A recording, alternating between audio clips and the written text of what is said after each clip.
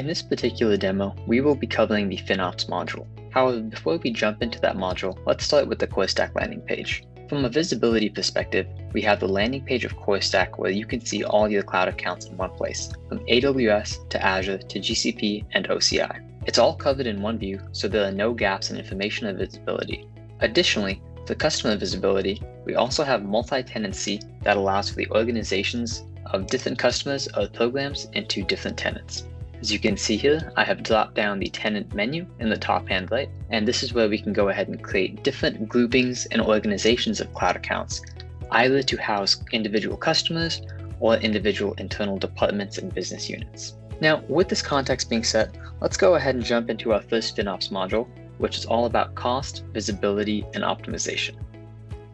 On the left-hand side of the page, you can see this navigation pane which I've just opened, which has access to all the various features and functions that exist in CoreStack. When selecting the cost section, this opens up all the various FinOps features that are available to an end user, starting with the cost dashboard. The executive dashboard here is a widget-based dashboard that allows for real-time cost insights and visibility. It also allows users to create different dashboard views for various organizations with personas. For example, in this dashboard, we can go ahead and see the total cost as split across the main cloud providers that this tenant currently has onboarded. We can see how the cost changes from Azure to AWS and to GCP, and we can also scroll downwards to view other widgets and essentially break down the cost in a number of different ways. In addition to this cost dashboard, we also have a cost posture, which essentially allows us to see now in further detail the cost breakdown by individual cloud subscriptions. In this case, we can now see the cost for Azure subscriptions and AWS subscriptions as well as GCP subscriptions all within this singular tenant. I can even go ahead and click on any one of these subscriptions. For example, I'll go ahead and select this top Azure subscription here. And when clicking on it, it allows me to understand what are the actual service categories or products that I'm consuming within this particular cloud subscription. As you can see here, it looks like a majority of the cost is being allocated to storage, followed by Azure DevOps, followed by backup, and Microsoft Defender for Cloud. I can also select this drop-down menu here if I would like to adjust the categorization of cost from product category to something like a resource group or a region, or even tag keys and values. So there are a number of ways a customer or a partner can enter the platform and go ahead and get an immediate breakdown in a variety of categories and understand the cloud cost breakdown. In addition to the cost dashboard and posture here, we do also have a cost optimizer piece, which essentially allows customers and partners to better understand what cost optimization strategies are available to them. We provide optimization recommendations in two key categories, those being usage and rates.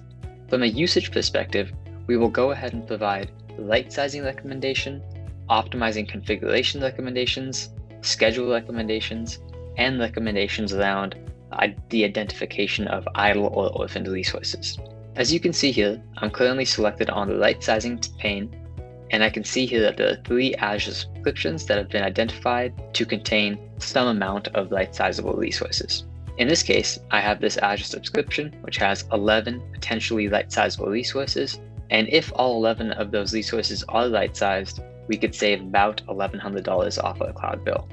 I can click in on this first recommendation to better understand what are those 11 resources.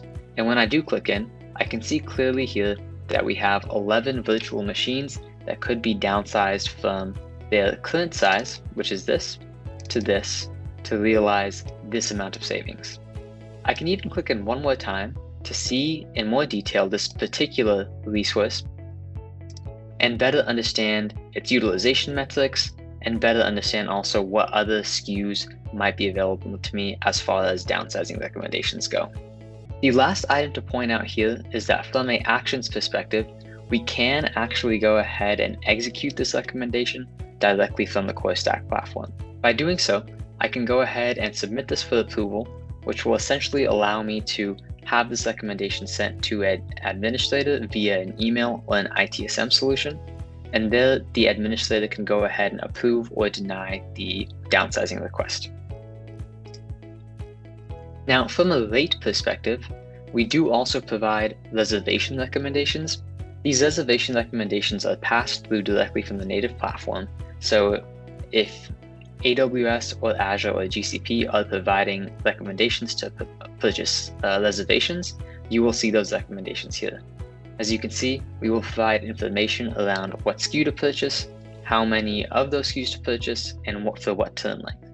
We will also provide some information around the potential savings that will come from purchasing said reservation.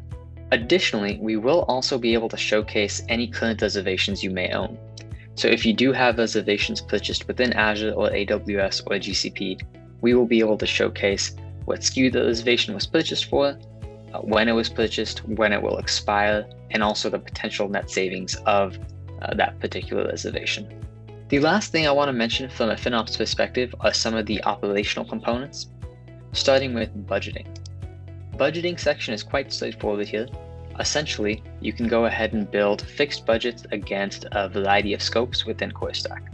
So as an example, you can go ahead and build a $1,000 budget for the month against an entire cloud subscription. However, we do also offer more granular scopes. So as an example, you can set a fixed budget for a month against a set of tag keys and values. In addition to that, we will track the actual spend against your budgeted amount. However, we will also track forecasted spend. So if at any point during the time frame of that budget, if you are forecasted to surpass it, we will be able to proactively let you know, so that way you and your team can make adjustments as needed to make sure the budget is not surpassed. In addition to the budgeting component, there is also an anomaly dashboard piece, which essentially allows us to identify when there are spikes in spend. As you can see on this graph, we will be able to identify when there are spikes in spend relative to the average spend of your cloud subscription over the last 30 days. As an example, I can select this particular spike of $86 on October 6th. When selecting it, it allows me to better understand what are the particular SKUs where that cost impact came from. For the time being, this is a high-level look at our FinOps component. Thank you.